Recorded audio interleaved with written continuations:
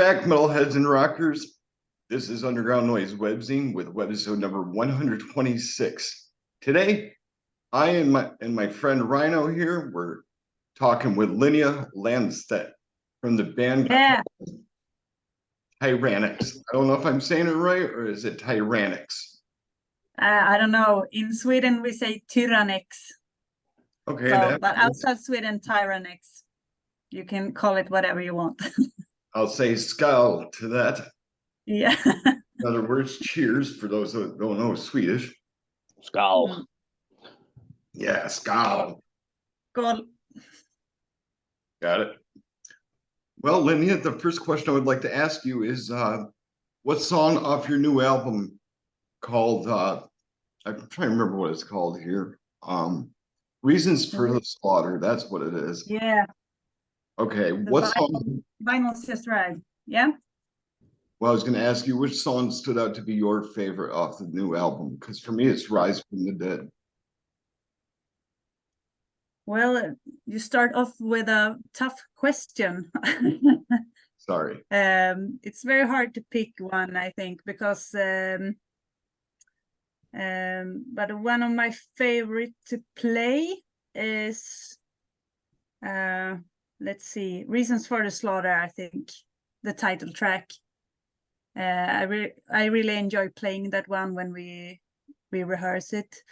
But also, I think Where Light Ceases to Exist. I tend to like the faster ones more, because they are a bit more of a challenge.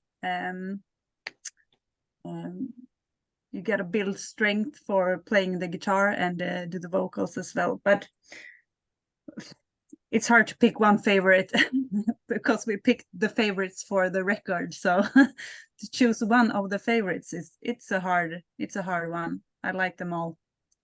That's awesome. I can totally understand that, because with me personally, the song Rise from the Dead starts out with that drum intro, then it's got that crunchy bass tone to it. You know? Yeah.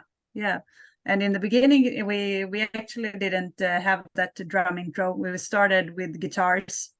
But the whole last year, the whole autumn, we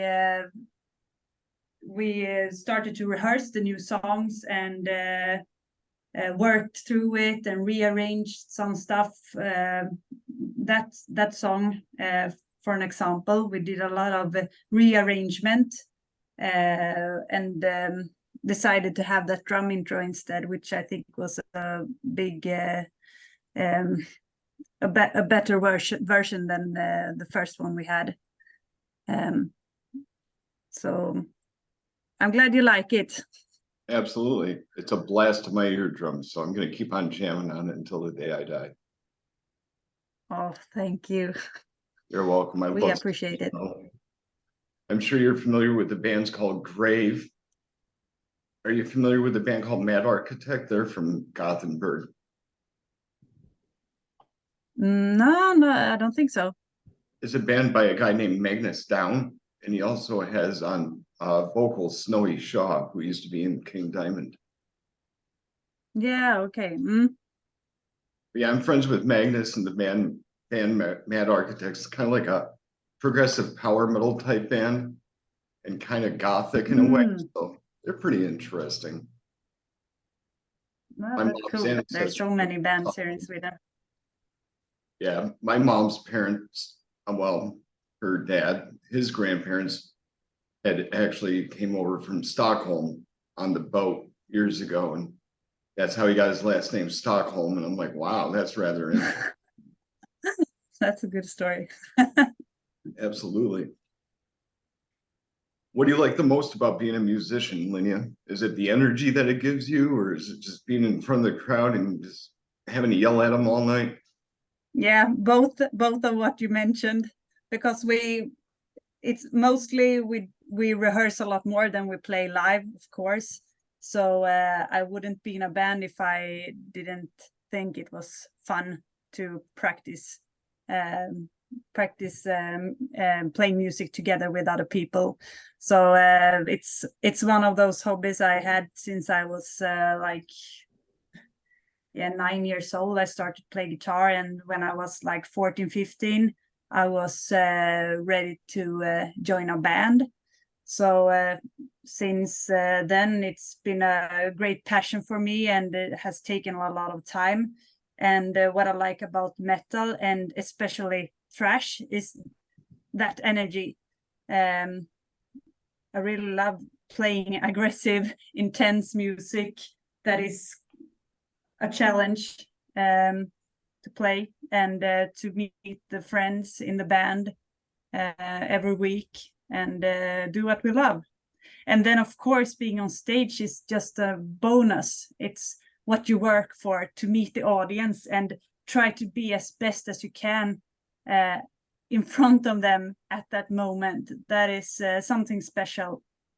When you do a record, it's also quite fun and a bit what would I say? It can be a bit annoying experience as well, because you can do take another re-record of your tracks and try to do it better all the time, but staying in front of the people playing live, that's something special. It only happens then and there. So yeah, I love that. That's awesome. I was going to ask you another question, then I'm going to hand over to Rhino so he can ask you a few questions. My next question is, how old were you when you first discovered metal music? With me, I was 5, and I listened to Iron Maiden for the first time. Well, that's quite young, I would say. I wasn't that young. I remember I had heard like hard rock music when I was young, but I wasn't interested in more rock and heavy metal until I was, I would say 14, 15. And that's also when I started to play the electric guitar. And it was actually my guitar teacher then. He was more of a playing chords kind of guy, like doing the background rhythm for other musicians. But I wasn't that interested in just playing chords. But he tried to find some fun guitar playing songs that he could teach me, and he actually found some sheets for Megadeth, Sweating Bullets. So that was one of the first songs I learned one of the first riffs I learned on guitar, and tried to play the whole song. So that's when I was starting to get interested in playing electric guitar, when there was like this melody you could play, this riff style. And that was one opening for me. And then I also was introduced to the world of heavy metal via my brother, who took me to my first Iron Maiden concert and some other shows as well. And he bought me some records, important records in the metal scene, which got me more open in to the metal world, so I could start discovering more bands. So that was my journey into the metal world. That's awesome. What you got, Rhino? Well, I first have to start out with a statement, because your sound is amazing.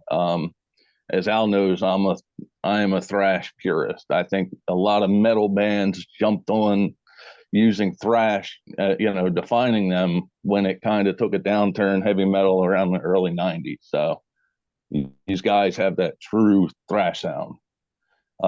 With that also, I hear a lot of hardcore influences. Are there any specific hardcore influences that you're into? No, actually not. No? And I think it's the first time I hear that one. Yeah, that's, I think the true thrash came out of hardcore and, the speedier punk versus metal. But I'll throw it in a totally different direction. Have you had any paranormal experiences? No. No, darn. Did you think so? A lot of people do. Oh, well, I'm not one of them, probably. Okay. All right. So with this one, you get to take two musicians or bands. They can be past or present. You put them in a studio and they have to create one album together. Who do you put in the studio and why? Wow. For the vocals, I would really like to get Dio back, of course. He's so amazing. So that would have been a really good choice for the first one. For the second one, I don't know.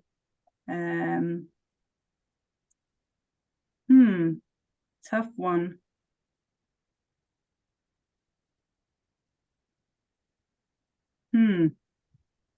Dio was my first choice that just popped up.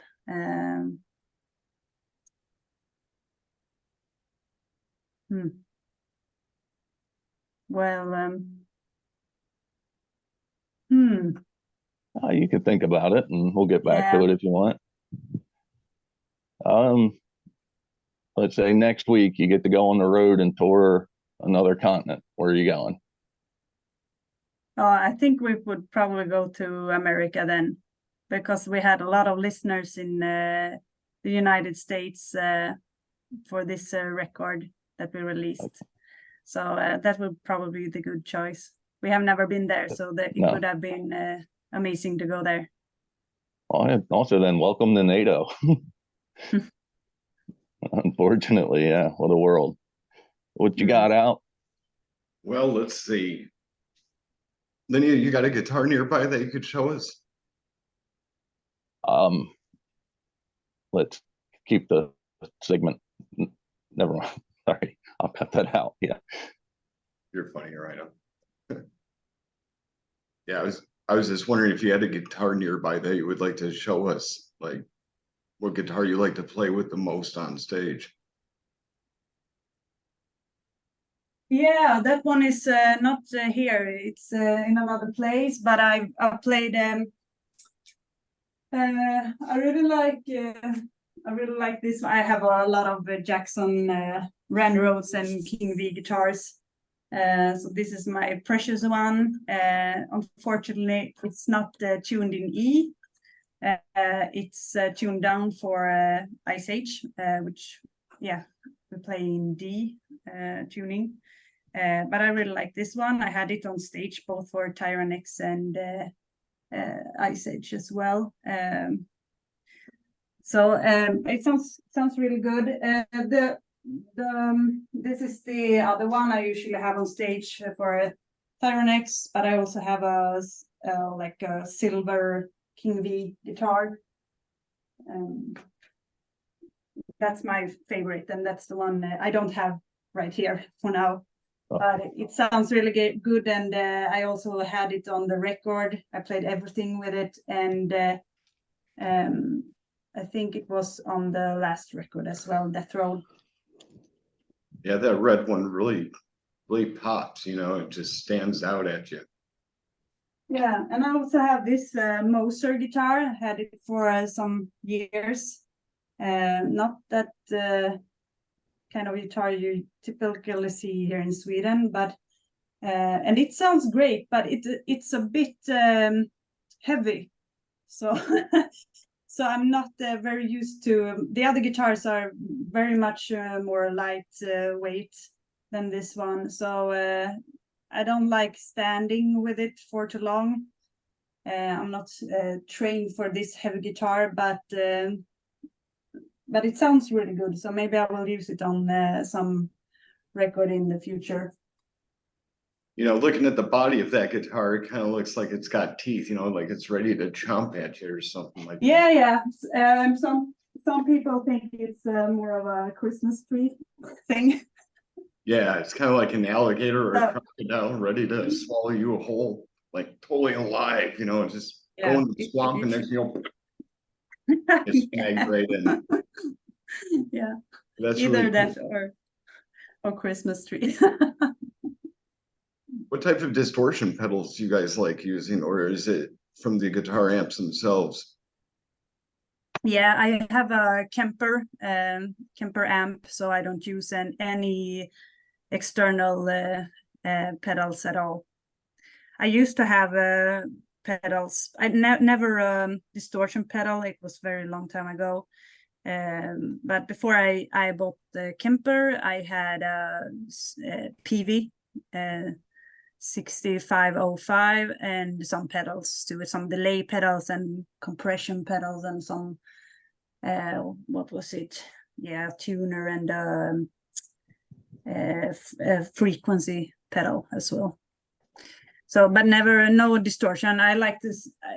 The Kemper does everything for me, actually. So I'm very pleased to have that one. I have a very good setup, and when we go on stage, it takes so little time for me to get prepared.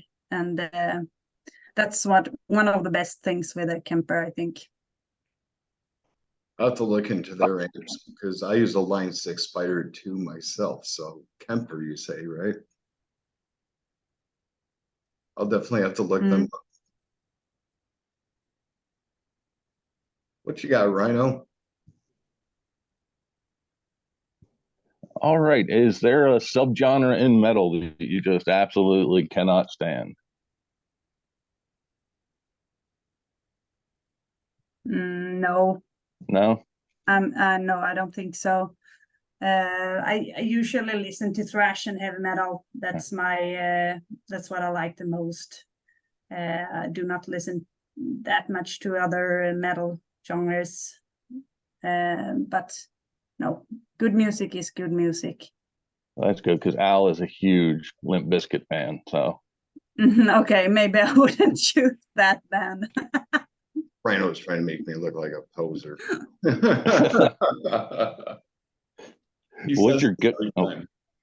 what's your go-to beverage? Mine. Yeah. Yeah. I would say water, of course, but then I also like some beer. All right. Not too many, not drinks so much, but beer and wine is nice. Oh. All right. You get to bring one musician back from the dead. Who do you choose and why? Yeah, I would choose Dio, of course. I guess I should have figured that one. Yeah, I think it's too sad he passed away. He was. I would have. I've seen him once live, and I regret that I didn't see Dio more times. It was one of the best shows. I think I'd bring back Dimebag because he just had so much influence on me. Yeah.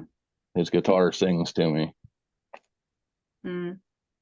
I would bring back Chuck from the band called Death because I never heard anybody scream like he does and does all sorts of crazy guitar solos while performing. Yeah.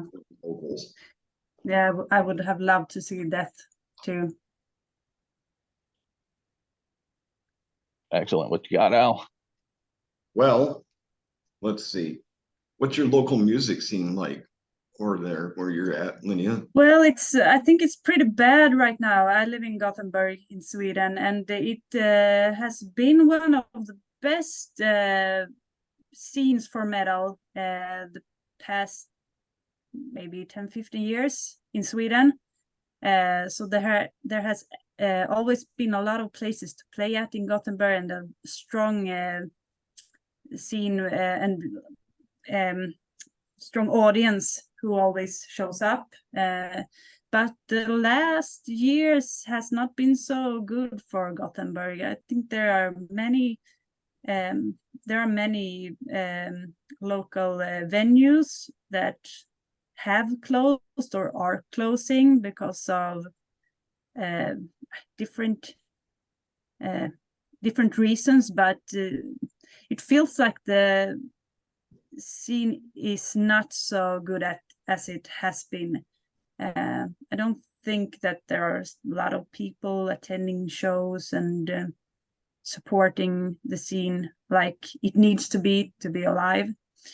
Or I don't know what the reason is, but since I moved to Gothenburg, I've lived here for 5 years ago, there has been several venues that has closed that had metal bands and also other kinds of styles, but for metal it's I think it's really bad right now here. And I think Stockholm is turning to be the maybe new place for metal. I lived in Stockholm before. That's where it's where I grew up. And back then there was not so many venues for metal bands, just a few. For a big city like that, it was really few venues. And then Gothenburg was the place you wanted to go and play at. And when I moved here, the venue started closing. So bad luck for me and Tyranex. We have a hard time finding places around here to play at. Damn. Yeah, that must be really rough. Yeah, and I don't know if there's if the problem is that there's not a younger generation that takes the lead, or just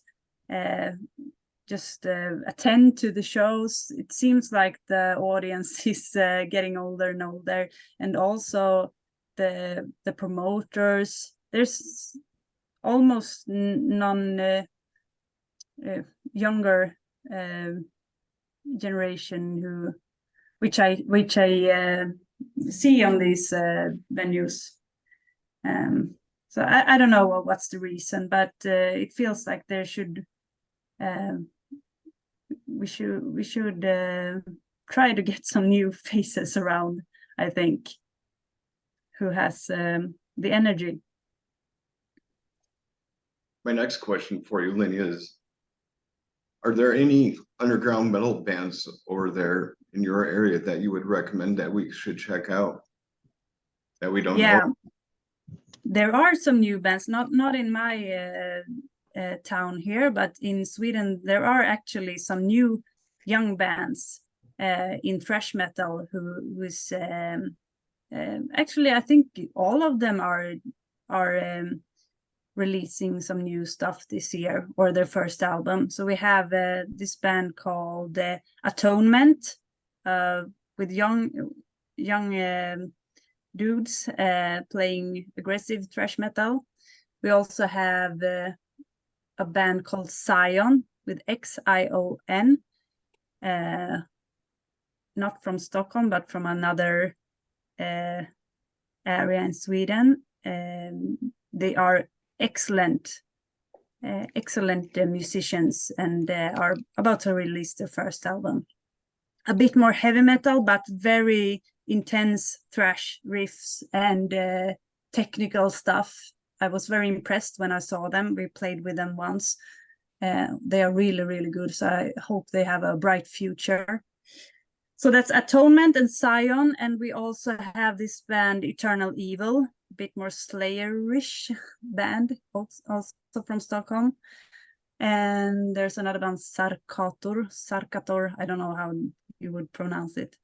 But there are some new upcoming bands with young people, and that's amazing, I think, because we have not seen many of them in the past years in Sweden. But they live in the other side of Sweden than we do. So I hope there will be some new bands here in my town as well. We also have a band in this town, Gothenburg. It's called Armory, that we have played with several shows. They have a bit more speed metal, or they are speed metal. Not really thrash, but speed metal. They are really good. You should check them out. Definitely, I'll definitely see what I can do.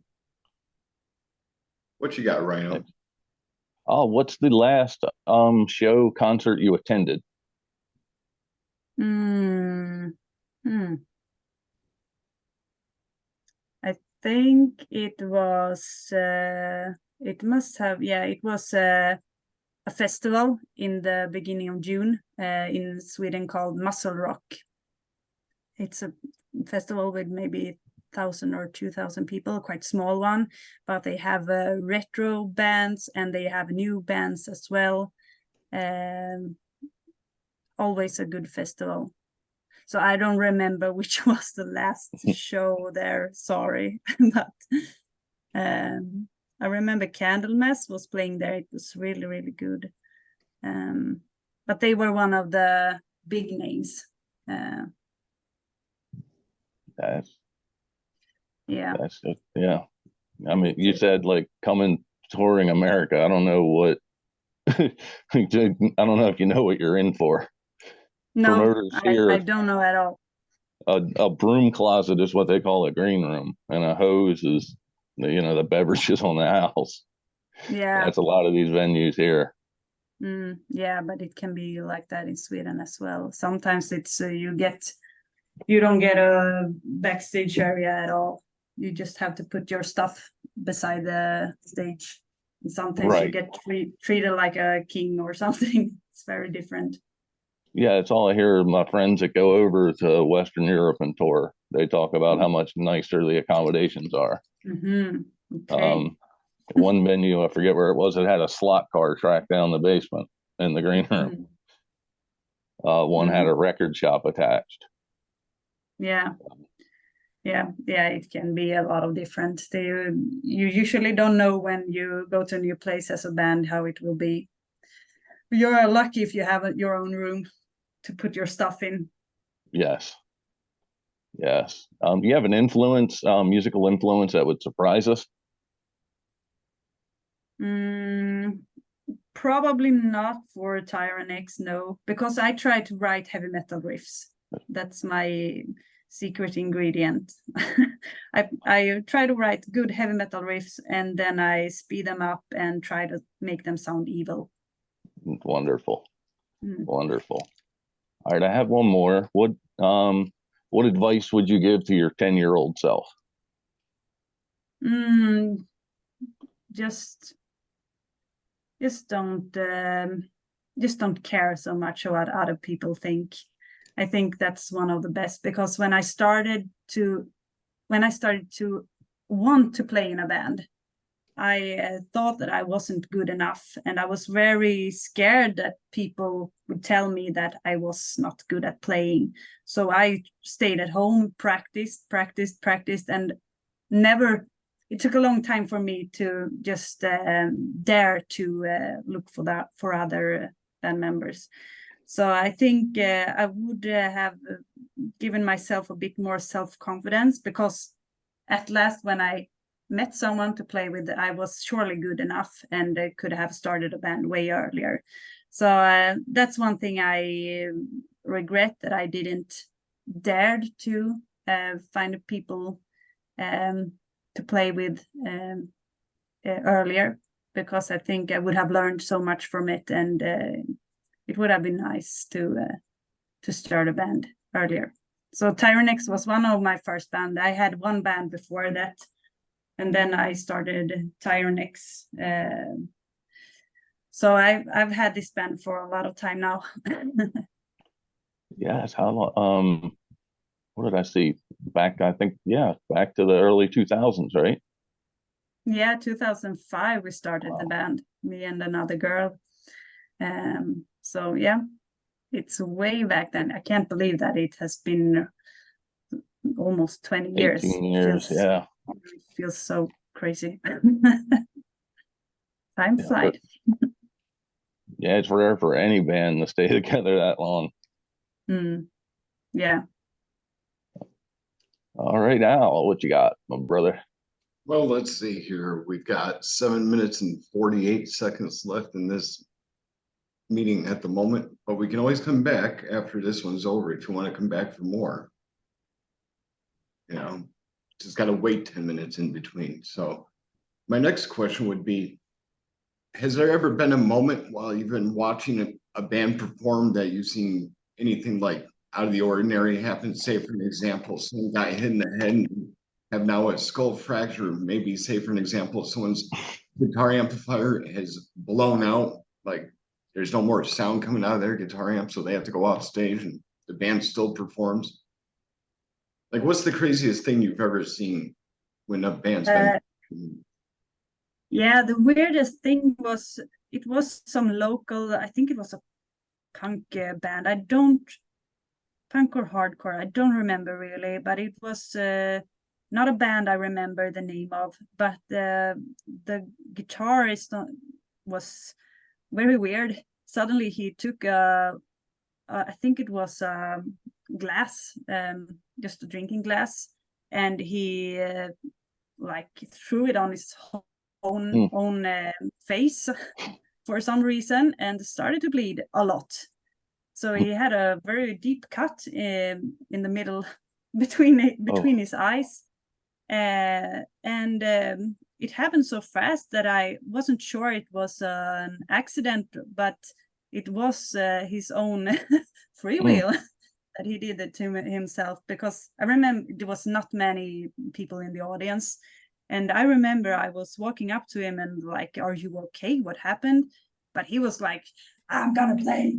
Oh, no, I'm so good." So yeah, then I understood that it was it was a part of the show, but it was very weird, and I don't think anyone in the audience thought it was cool actually. So I think they I don't know why he did it, but maybe to scare people.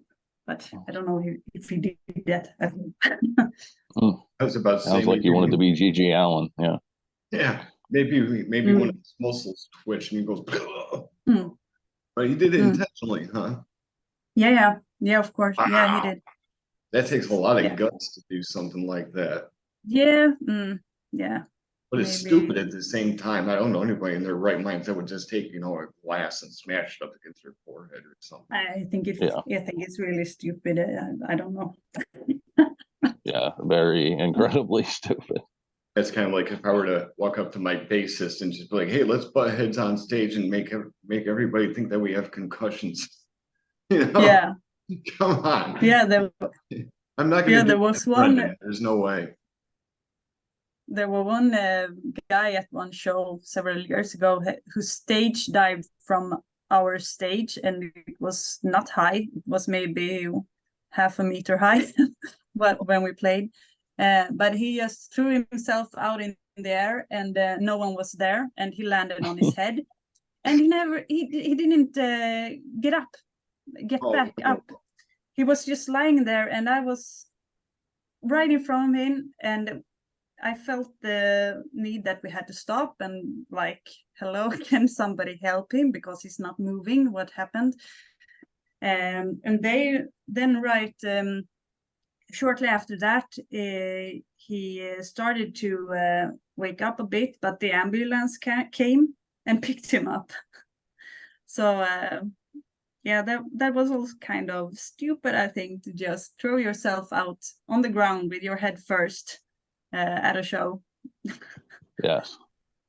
I've always told people, if you're going to stage dive, do it correctly, and always do the quick foolish move that you can do. Move to the left, then move to the right, then move to the left again, so the crowd won't what's going on.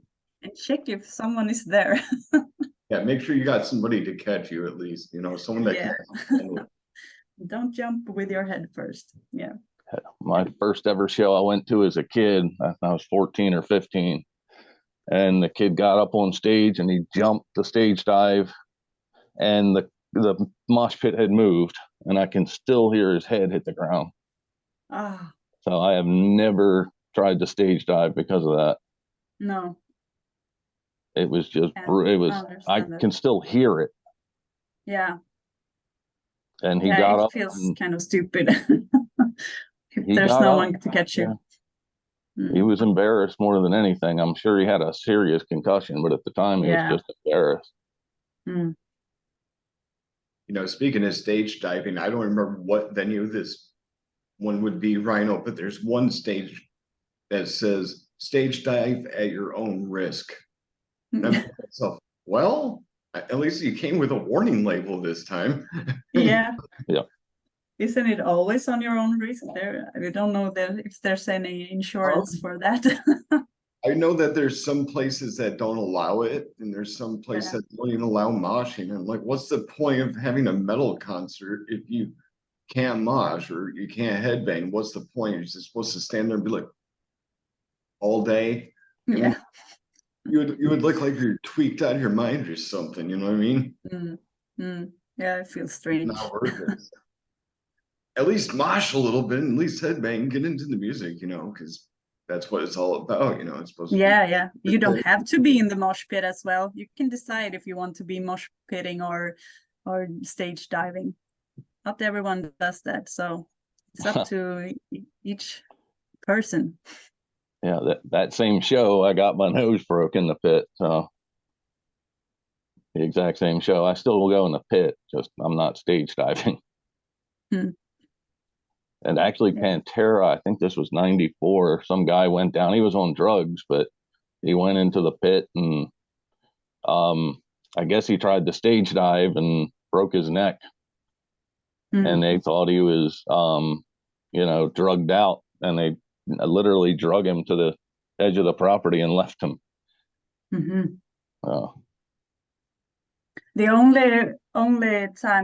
only one time I've been a bit scared of a mosh pit was when Slayer played, because there were so many big men in the mosh pit, straight from the gym, with these muscles and like this color in their eyes. Well, like, now we're starting the mosh pit. Then I was a bit scared, because then I felt so tiny. But otherwise, I never felt scared of a mosh pit. No, they're generally fun. Now, the one I attended, I do photography. I was shooting the show, and these people were literally kicking and throwing punches. Like, it's a little much. It's just a little much. Surely not everyone was kung fu fighting, Rhino. We're back once again, Underground Noise Webzine with Al and Rhino. Today we're talking with Linnea Landstedt from the band Tyranex, and they're really amazing. You guys should really check them out. One of the best thrash metal bands I've heard in years. Some of this newer, thank you for that. You're welcome, because some of this newer thrash metal that's come out, it just sucks. You know, honestly, that's how I feel about it. Some of it just doesn't move me like that old school thrash sound that you guys got. Yeah, I think you guys have a really amazing sound. It's just right there in your face and just wants to rattle around a little bit, like, you know, shake a baby like it won't stop crying or something like that. It's kind of got that kind of feel to it. So go ahead, Rhino. Yeah. Let's hear what you got. All right. First, I don't think Al asked. These guys have any upcoming shows? Yeah, we're working on that.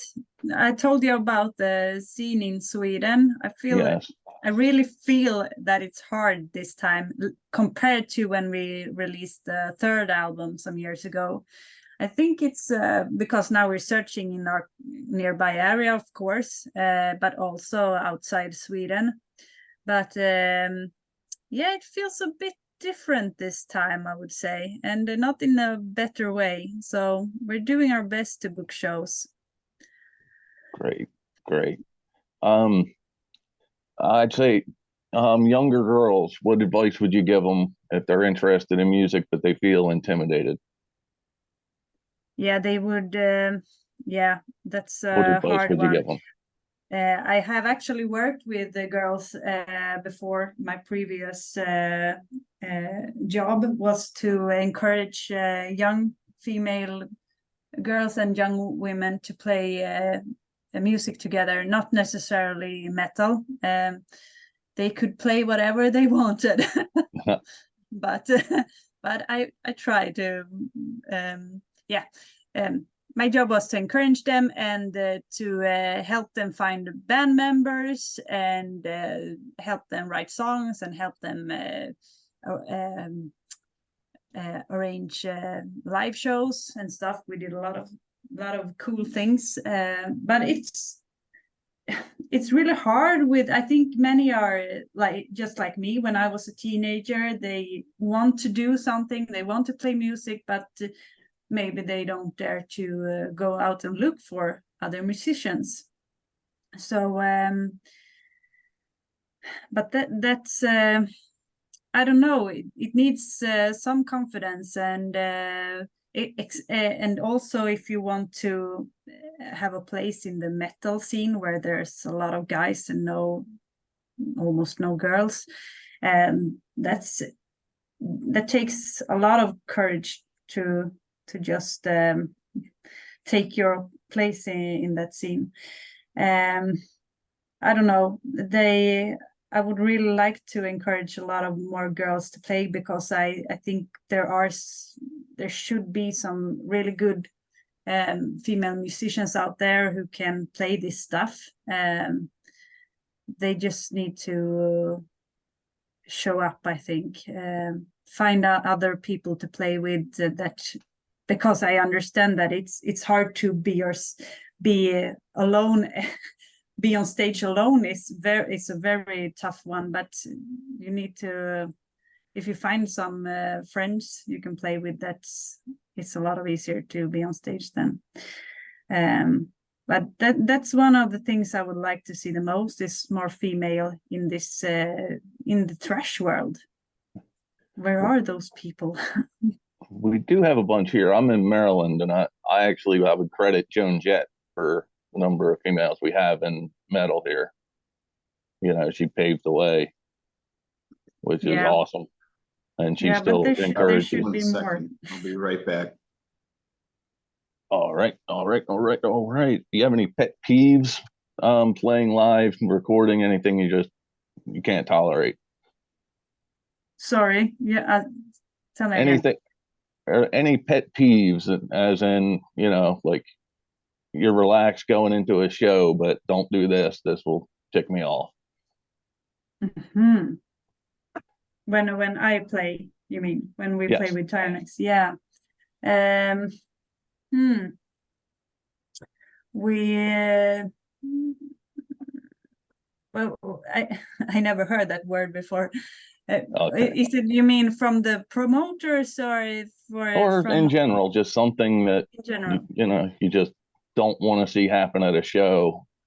And it could be the smallest thing, but it's just something that changes your mood and your performance. Yeah. One of the basic things actually is I want the promoter to be nice.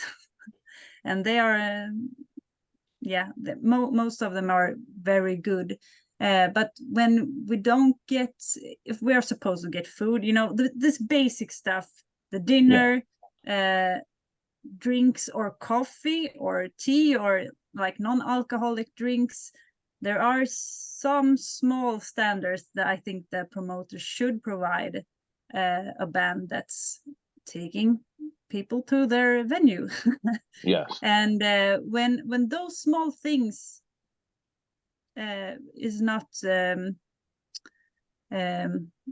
if they don't provide us those small things, if they say that we will get dinner for a certain time and we don't, that's one of the most annoying things I guess, because we don't demand much. Tyranex is not a band with a big rider that wants this and this, and we gotta have this, otherwise we won't come. We are a very nice band actually, so we don't demand much, but we demand some dinner and some coffee and some drinks.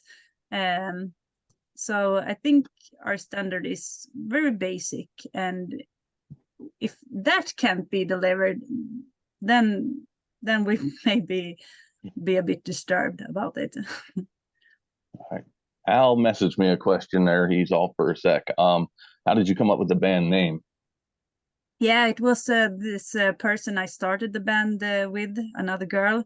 She was with the band for 1 year, and then she didn't want to join anymore. But she was the one that came up with a band named Tyranex. It was at the first, we actually met on a RAM, this a Swedish heavy metal band, RAM, a concert they had. So I met her on that show, and we started talking about having a band started, and she already had the name Tyranex, and she was writing it on a note to me during the concert and was like, what do you think of this band name? And I was like, yeah, that's cool. So yeah, it was decided the first day. We had a band name, but we didn't have any songs and we didn't have any drummer, but we had the band name. So and I think it's a brilliant name. It's and yeah, it's nothing to be confused about. Right. Other bands. What would you say tops your musical bucket list? Like, if there's one thing you can accomplish in music, what's the top thing you want to accomplish?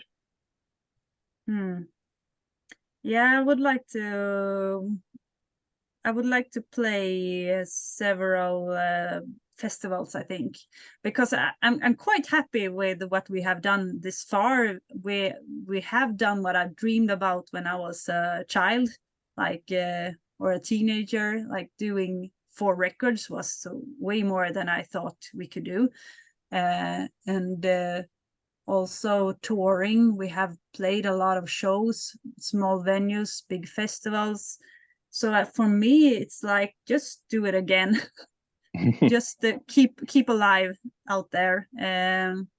That's yeah, I'm enjoying this so much. So there's not a big goal. I need to do this before I get too old, because I believe that I'm already having all those experiences and are actually able to, yeah, I have that on my list already. That's great. So I think more reasonable for me is to try to make a 5th record that's even better than this last one. That's the big goal, I think. So yeah. Outstanding. Definitely keep us informed as it's coming along. Yeah. Hopefully it won't take like 6 years. I was just going to ask you, what's the longest amount of time it's taken to make one song?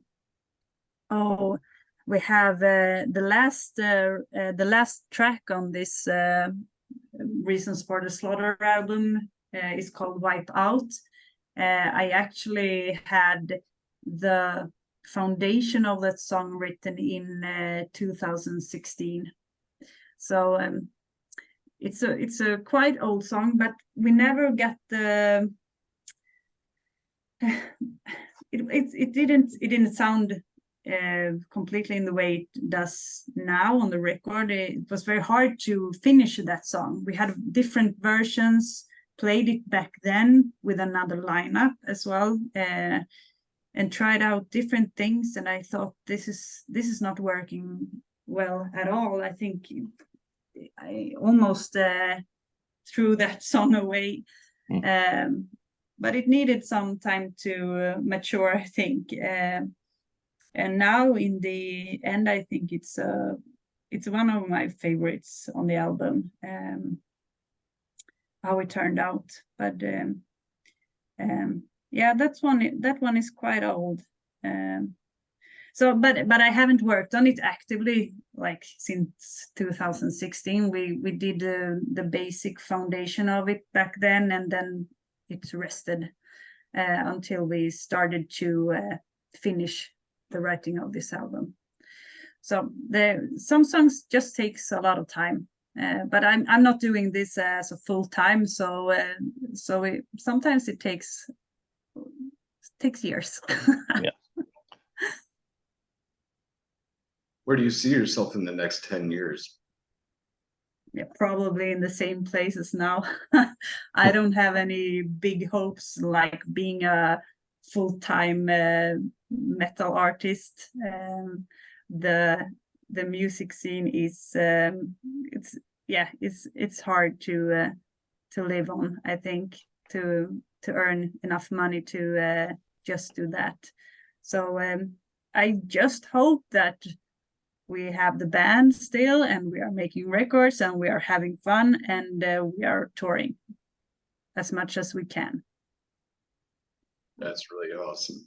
I haven't done a tour myself in a while, because back when I lived in Kansas, I did a small tour with my death metal band that I had at the time, and then we broke up, and I took the name back with me to New York to reform it with different members, and just went from there. And we only did one show, and that was it. But yeah, didn't last very long, you know. I wouldn't call that a tour. Well, what I'm saying is, like, it's a tour. I'll explain it to you later, Rhino. It's a short story. That's all. Yeah, but you tried at least. Yeah. I mean, Yeah. I got this project that I've been working on for like almost 10 years now, and finally I got the right bandmate, and he's one of my best friends, and we're going to be playing next year, and I'll tell more people about it some other time because I don't want to spoil it for too many people. No, that's good. Keep it secret. Yeah, it's gonna be but Touring's that's good. overrated. Touring I is think highly overrated. You get to learn what gas station bathrooms are the cleanest, and you know, that kind of thing.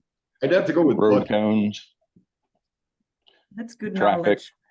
Yeah, more traffic. Bucky's has the cleanest gas station bathrooms by far, and they got a lot of gas stations, well, around the country, but they're huge. They got like over 100 pumps of gas, and it's like, you really need that many? Is it really that necessary? And they got so many things that you can purchase in the store, like food, clothes, you know, tobacco products, whatever. But the one that I went to, there were no Pepsi products, so there was no Mountain Dew. So I was a little bit. Oh boy. I ended up getting a yerba mate, you know, organic tea, and it actually tasted pretty good, but I prefer that Mountain Dew. I guess that's why I'm pre-diabetic. Oh well. Mm-hmm.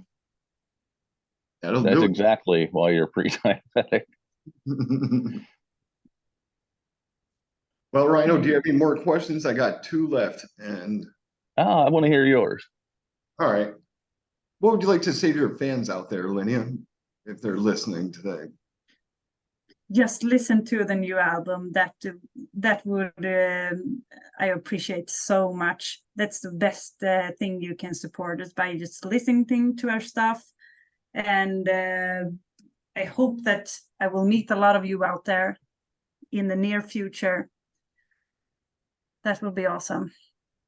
So we'll work on that.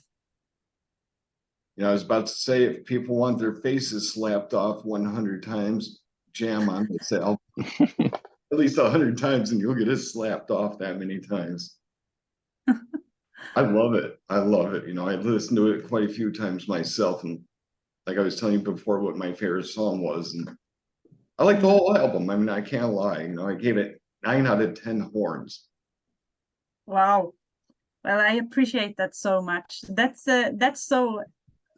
so cool. Just sitting, you sit at your home writing some riffs and just like, yeah, maybe I like this, and you make it better, and then yeah, this could be a good song, and you show it the song to your bandmates who says we like it, and we rehearse it, and then you record it, and then you all have all these people that could listen to the songs, and knowing that some other people have actually listened to it and liked it, that's one of the best feelings.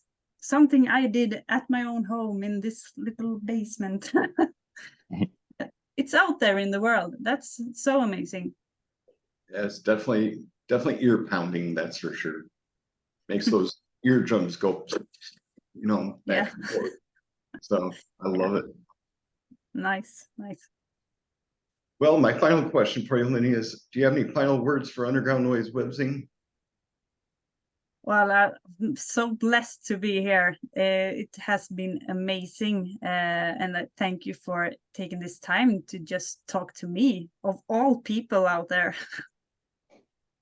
I thank you for that. Thank you. You're welcome. Glad that we Skull.